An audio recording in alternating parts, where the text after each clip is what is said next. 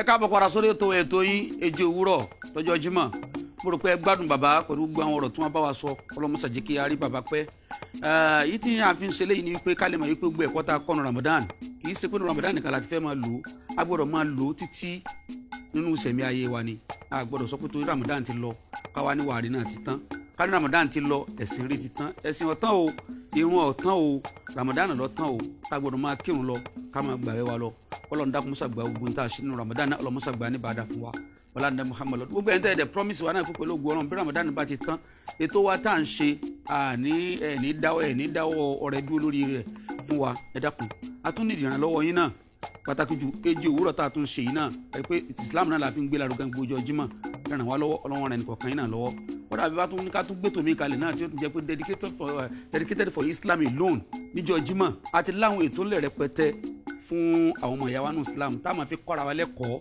tán àgbọ́yé Islam fi máa kárí gbogbo wa torí bí Islam bá ti gbàgbọ́ yẹn tá à ń ṣe n kàlùkù ọ̀fọ̀kànbalẹ̀ lórí tí bá ń ṣe náà ni kọ́lọ̀ mọ́sà fi ọlọ́kànbalẹ̀ gẹ́gẹ́ mo ti wílẹ̀ kan kó tó di fún wa lọ sókè lọ́hùn pé àlejò mi méjì mo ní àmọ́ kan nínú wọn ti wọlé báyìí wọ́n ti wà lórí àga pẹ̀lú mi àwọn náà ni ustaz wa Fadilat Sheikh Alhaj Abdulgani Misbahuddin tí gbogbo ayé mọ̀ sí Ẹ̀yọ̀mbó Ànábì salamu alaykum wa rahmatulahi wa barakatu. wa aleykum salam wa rahmatulahi wa barakatu. tó alhamdulilayi ọlọ́run mọ́sá jẹ́ kí arin yín pẹ́ bàbá tí àwọn òǹkalẹ̀ yìí olùkọ́ni ni wọ́n tún jẹ́ akọrin nurse Islam wọ́n tún jẹ́ àfà wọ́n jẹ́ missioner fún àwọn alásàlátù bìkan gbogbo bí wọ́n ti jẹ́wọ́n náà ẹ̀ mọ̀ gbálàyé ẹlẹ́nu wọn bàbá yìí já bẹ̀rẹ̀ báyìí tá a bá gbàlejò bàbá yìí lákọ̀ọ́kọ́ àwọn ará ilé máa fẹ́ mọ irú ẹni ká gbé wá ọmọ ìlú wo ni báwo ló ti bẹ̀rẹ̀ ìgbésí ayé tó fi wá dẹni sí wọn ni wọ́n á hàn lórí àwọn òmáwòrán. Assalamu alaikum wa rahmatullahi wa barakatuh. Wa alaikum assalam wa rahmatullahi wa barakatuh. Èmi tí ẹ̀ ń wò yìí ni Misbahuddin Abdulgani mo jẹ́ ọmọ bíbí ìlú Ìwó a bí mi ní ọdún 1962 mo lọ sílé ìwé alákọ̀ọ́bẹ̀rẹ̀ ní ìlú Ìwó bákan náà Baptist Day School secondary school mi Baptist High School Ìwó náà ni lẹ́yìn eléyìí lẹ́yìn ìkẹ́kọ̀ọ́jáde àwọn oníwèé mẹ́wàá yìí mo lọ sí ilé ẹ̀kọ́ tá à ń pè ní NC St Andrews College of Education ní Ọ̀yọ́ èyí tí mo parí ní 1990 gbogbo àwọn àsìkò yìí náà ni ètò akọrin akàwé ló ń wáyé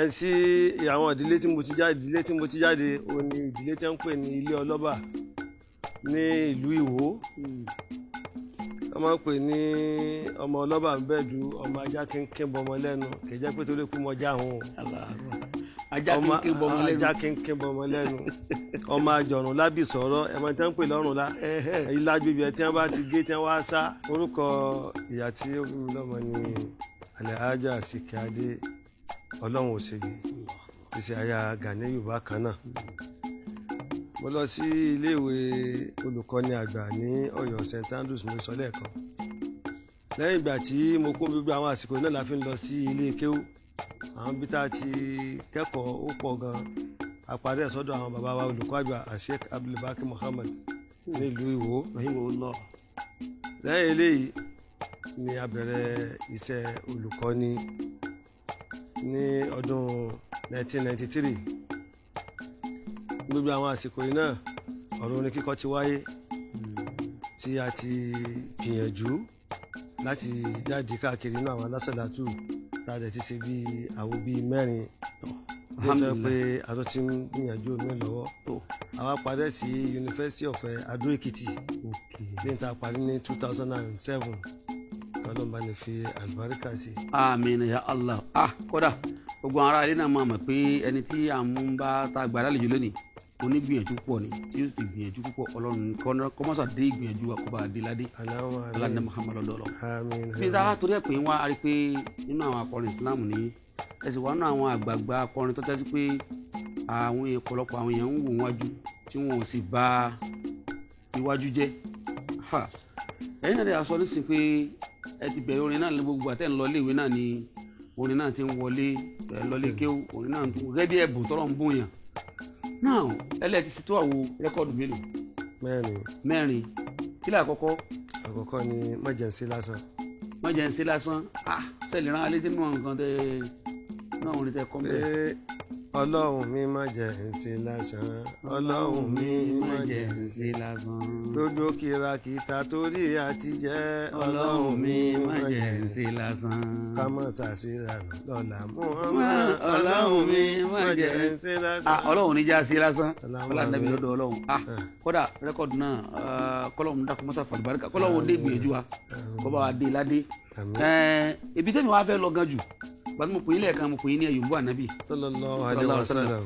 àwọn tí wọ́n lọ́wọ́ pé ẹ̀yọ̀nbó ànábì bíi dúró bẹ́ẹ̀ ni ó dà pé rẹ́kọ̀dù yín kan ní jẹ́ bẹ́ẹ̀ ẹ̀yọ̀nbó ànábì mo fẹ́ ká sọ̀rọ̀ lórí nígbà tá a fẹ́ mo fẹ́ bẹ̀rẹ̀ tó lẹ́ẹ̀kan náà àsàlátù náà mo fi wọlé. àwọn tó bá ní fòró ti mọ̀ pé tí n bá ti lálejò bẹ́ẹ̀ yẹn gbàlejò yẹn orúkọ tálejò bá ń jẹ́ ní ayé àti máa gbé wọlé yóò fi so ẹ̀yọ̀nbó ànábì yẹn la fẹ́ sọ̀rọ̀ lórí. ẹ̀yọ̀nbó ànábì yẹn wọ́n dà pé ẹ̀yin méjì lẹ̀ ṣe ẹ̀yin àti alẹ́ ṣe ń gbà náà lọ. èmi àti Alhaji Muhammadu Yusuf Abdulkadir ọba ọwọ́ àdúrà ẹgbẹ́ lọ́n tóbi jẹ́ Allahu Akbar. so lajọ wọ́n dà pé mo rántí ẹ̀yìnbó ànábì gẹ́gẹ́ tí ẹ̀ dẹ̀ milẹ̀ títí gbà yẹn wọ́n dà àwọn èèyàn sì ń gbà sí ẹ̀yìnbó ànábì máa fẹ́ kájọ sọ̀rọ̀ lérí kájọ jẹ́ kára yé ọmọ pé kẹsẹ̀ tì ní torí mo fẹ́ ká jí padà níbi tó wà. báwo la ti ṣe ń gbà náà lọ́hùn ọdún iṣẹ́ yìí lẹ ní ẹ̀ka pèmí sí ni pé ẹjẹ́ àjọ kókínní ìkọ́ kójọ dòun. torí títa ọjà náà ni. alọ́ndẹ̀ ní kí a sì ń jọ́nà lọ́wọ́. ó lè move dáadáa. báwo la ti ṣe mo ẹ̀wẹ̀já ká kọ́ díẹ̀ fáwọn èèyàn bẹ́ẹ̀ báwo la ti ṣe ń gbà náà. ìkẹ́ àtọ̀ọ̀là tó pé àsàlátù tó pọ̀ kó lọ bá Muhammad bàbá Fatima tàti wá. ìkẹ́ àtọ̀ọ̀là tó pé àsàlátù tó pọ̀ kó lọ bá Muhammad bàbá Fatima tàti wá. Ayọ̀bọ̀ Muhammadu ògbésẹ̀lú ládàáni oníta ló ràn mí níṣẹ́. Ẹgbàfà nàbí Ìsá ọmọ Màríyámà látara Ibrahima ní gbogbo wọn ti wáyé. ẹ bá gbà fún Muhammad ìkórìíra tí tó gẹ́. ìkẹ́ àtọ̀ọ̀là tó pé àsàlátù tó pọ̀ kó lọ bá Muhammad bàbá Fatima tàti wá. síjú àánú omi ọlọ́run mọ́ dákun má gbàgbé mi dákun wọlá Muhammad síjú àánú omi ọlọ́run ìkẹ́ àtọ̀ọ̀là tó pé àsàlátù tó pọ̀ kó lọ bá Muhammad bàbá Fatima. nípa ìyónbó ànábì yẹn sallallahu alaihi wasallam tó ní mo rí pé nǹkan kan bẹ tọ́lọ̀ ní kẹ sábà mọ́ pàtàkì jù ńlá lásàlátù òun náà ní mádìú. mo rò pé mádìú yẹn gan ló prompt yín ló jẹ́ nǹkan tó mú gbénú wá pé mo fẹ́ sin kankan fún ànábì. sallallahu alaihi wasallam. ẹgbẹ́ báyìí ti mọ̀ ní pé mádìú pé mo fẹ́ sin kankan fún ànábì tí ó jẹ́ nǹkan tí ayé ọgbà ọlọ́run dẹ̀ ní kí kẹ́sẹ̀ tiẹ̀ nígbà náà lọ́hùn àmọ́ lágbára ọlọ́run ṣáà lọ́dà pé kẹ́ẹ̀tì ọgbọ̀dọ̀ tún jáde. agbọ́dọ̀ remix ẹ̀. agbọ́dọ̀ remix ẹ̀. kí fídíò tuntun jáde lórí ẹ̀. kí fídíò tuntun jáde lórí ẹ̀. ìlànà yẹn náà ń gbọ́ yìí. káwọn yẹn lè mọ̀ wípé iṣẹ́ ni. evergreen iṣẹ́ yẹn evergreen ni. mo rò pé mọ́díwù ń bẹ́ẹ̀ bẹ́ẹ̀. wàláì. mọ́díwù tá a ṣe ń bẹ̀ bẹ́ẹ̀ lè rán mi létí ń bẹ̀ náà. pé kátàmà nàbíyìnà wà ìmáàmul mursalina Muhammad sallallahu alaihi wasallam. anabi Muhammadu sallallahu alaihi wasallam.